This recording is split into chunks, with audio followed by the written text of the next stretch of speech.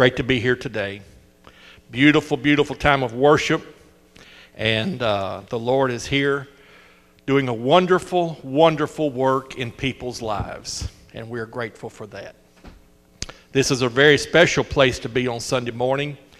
Kevin Cobb has already acknowledged that and reminded us that this is a place where God meets his family. And it is a family gathering every Sunday morning at 10:30.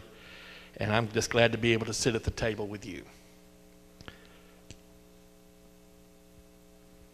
I'd like to speak to you from this subject this morning. Do not judge my future by my past. He came into the world in the most unusual way, clinging to his older brother's ankle as they made entrance into the world. His name was Jacob. On day one, Jacob was marked and labeled toxic. They named him Supplanter.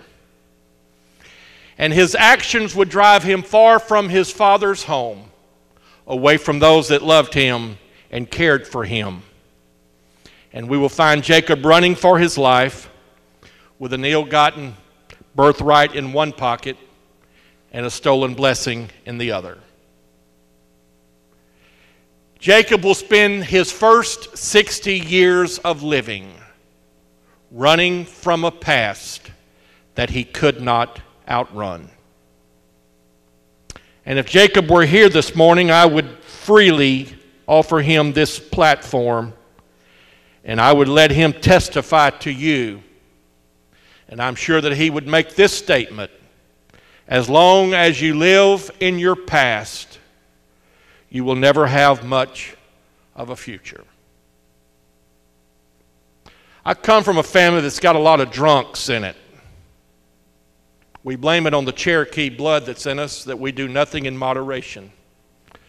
Any other Cherokee Indians in the house? Give me a woo-woo. Well, we have some more drunks. God bless you for being here. What every alcoholic wants to do is forget his past. And whenever they can't, we turn to the bottle, we turn to drugs, we escape our past. Every one of us want to rewrite history. We want to change the past. But if you've attended as many AA meetings as I have in my life, you will find out that you cannot change your past. History is what it is. What's in our past is in our past. And so it was there that I learned the serenity prayer. God grant me the serenity to accept the things I cannot change, the courage to change those things I can, and the wisdom to know the difference. And so what is discussed there and what should be told to you this morning is simply this: you need to put your past where it belongs, and that is in your past. Jacob had quite a past. It was dark, it was sinister, it was crafty, and at even times cheesy. His life was filled with deception and deceit. And no wonder he carried his life out in such a way, because when he got here, somebody stood over him and says, "This is what you're going to be. We're going to call you Jacob," which simply means you're nothing but a little con artist. You're a thief. You're a deceiver. You're a supplanter. And Jacob's mission in life became, let me be what someone else told me that I should be. And what a tragedy whenever people allow other voices to tell them what their life will be like. And so Jacob's life was enslaved to his past. He was trapped with a tainted reputation. Every day was filled with depression caused by a cycle of failure and addictive behavior. So he was simply of this opinion: this is what I am, thus this is what I'll always be. And it appears that he will be chained to a polluted past for the rest of his days on earth. And all the guilt that goes along with a poisoned way of life. But I've got some good news to share with you about Jacob. There's another chapter that will be written in his autobiography. He will come to a place called Bethel, and there he will have an encounter with God. An encounter with God that will change his life forever. And there are people in this room today that can speak of that encounter with God. You can speak of how it was life-changing. And it is there at Bethel that he will break ties with his past. And he will be free from a past that he could not change. God will say to him that day at Bethel, "You are not what others say you are. Neither are you who you think you are."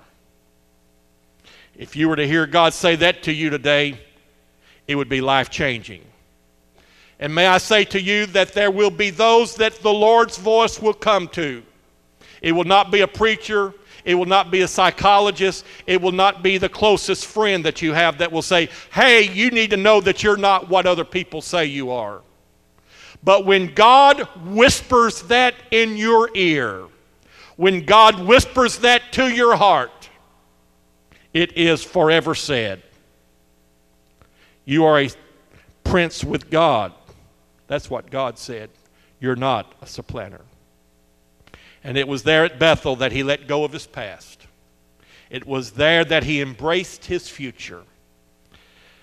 Whenever the writer of Hebrews was writing that chapter of champions of faith, and they began to list those that had embraced and let faith take charge of their life, Jacob's name was listed among those champions. And he would be the one who through his loins will come the great nation of Israel.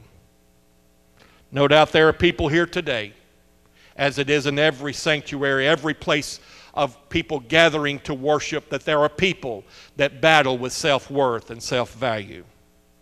There's a lot of people that I've met in life that don't think too much of themselves simply because of what they have conceived to be themselves. They've listened to what other people said they were, and so that has brought them to a low level in their life. But after their Bethel experience, all of that changes when we discover that you are not who you think you are.